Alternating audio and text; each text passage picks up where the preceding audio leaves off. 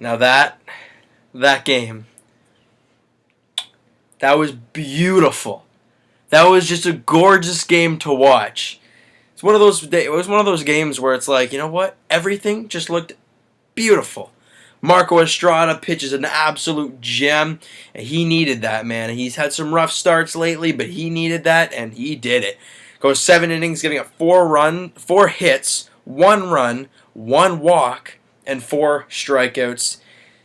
And, you know, he was lights out. Everything was working nicely. And that's a great sign for Marco. I think that's something that we really needed to see from him because he's, like I said, been having some rough times lately. But he goes out and throws a beautiful game against a great hitting team in the Orioles. So that was a great, great job there. Wade Miley, I mean, he pitched fairly well. The umpire did have a fairly decent-sized strike zone. Let's put it that way. Nonetheless, though, Jays win 5-1, and I think we'll take that any day. But you know what? Like I said, this was a complete game. So let's keep going with the pitching. Joe Biagini comes in. Now, this is probably one of the big parts of the ball game. He comes in. It's a 3-1 score. The Jays got the lead. And then, you know, we have Orioles have the leadoff guy on. And, you know, Marco gets pulled right after that. And Biagini comes in with the guy at first with nobody out. What does he do? 1, 2, 3. Inning over. Gets out of the 8th inning. Beautiful. Just gorgeous.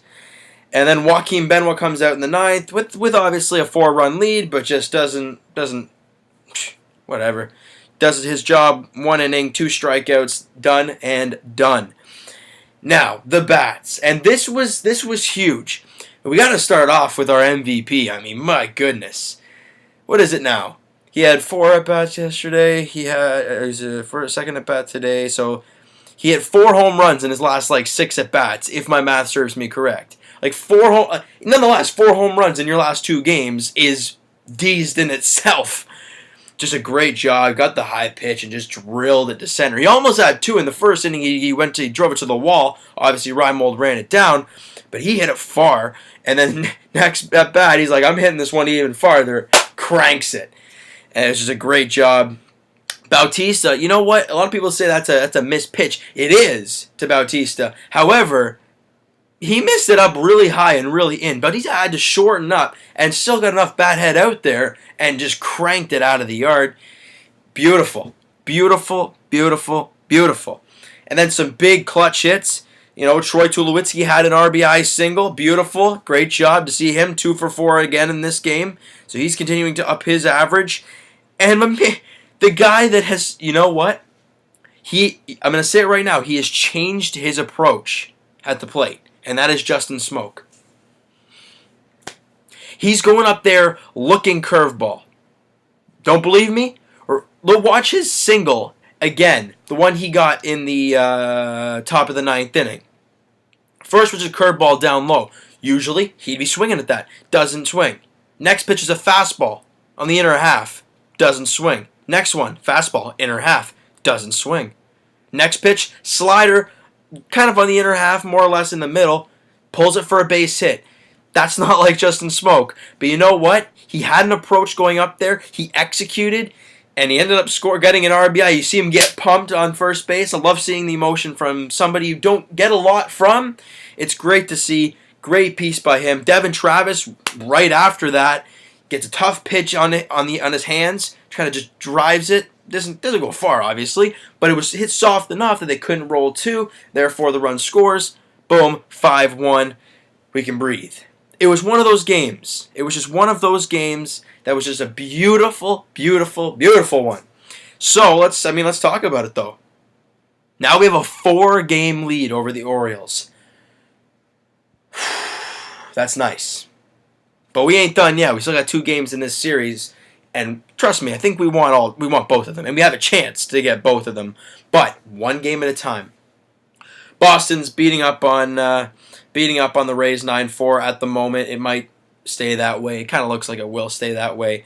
Nonetheless, though, Jays win, so then they're going to be 2 up on Boston and 4 up on Baltimore.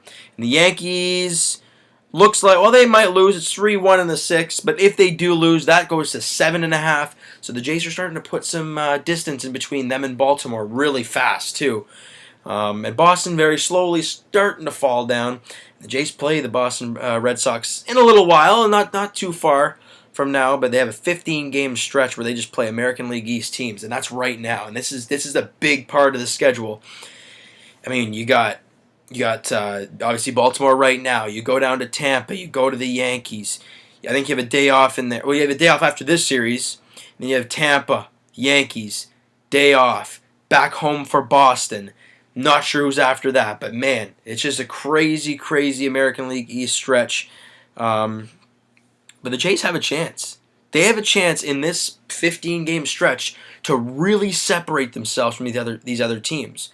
They have a chance right now to put Baltimore possibly 6 games back, maybe 5 games back, maybe stick it at 4 games back. Nonetheless, that's a big gap. That's a decent-sized gap. Yes, that can change fast with a streak one way and a bad streak the other. Yes, it can. I understand that. The Red Sox are 2 back, but you might see them slowly start to fall. You don't really know. I mean, you don't know who you're going to get one day from the next from them. The Yankees are starting to fall a little bit more as they're losing to Kansas City. You're slowly starting to see the Jays kind of pull away a little bit more. And with their 4th win in a row today, beautiful. That was just beautiful. Winning the first game of the series, having Estrada pitch a gem. Wade Miley, last time he pitched against the Jays was against Seattle, and he ended up beating us, pitching a really good outing. So we beat him, and now we have J.A Happ looking to bounce back in his last start. And then you get Ubaldo Jimenez, who the Jays have it looks like batting practice when he's pitching to them.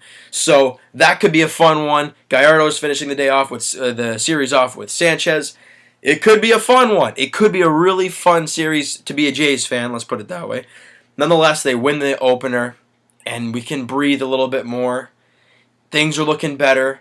Deoner Navarro in the clubhouse, seeing him there, seeing the interviews with him, seeing how happy he is. It's so nice to see him back. I mean, seeing his smile around the place just brightens it up. And, you know, they could also use that as momentum as well. And if you did not hear, I can't see why you wouldn't hear, but if you didn't, Josh Tolley was designated for assignment. We kind of saw that one coming with Navarro coming up. But if he does not get picked up, September 1st when the rosters expand, you will almost guarantee, you will see Josh Tolley get called up for R.A. Dickey starts the rest of the year. So that's really going to do it for this video, guys. If you like to hit that like button, if you really like to hit that subscribe button, comments, love it. Read them, comment back, love it. It's nice interacting with you guys. And we'll talk to you guys tomorrow night about hopefully, a series win, let's put it that way, and a 5-game win streak, and winning 2 out of the Orioles and lighting up Jimenez. Hopefully it'll be a good one. We'll talk to you guys post-game tomorrow. See ya.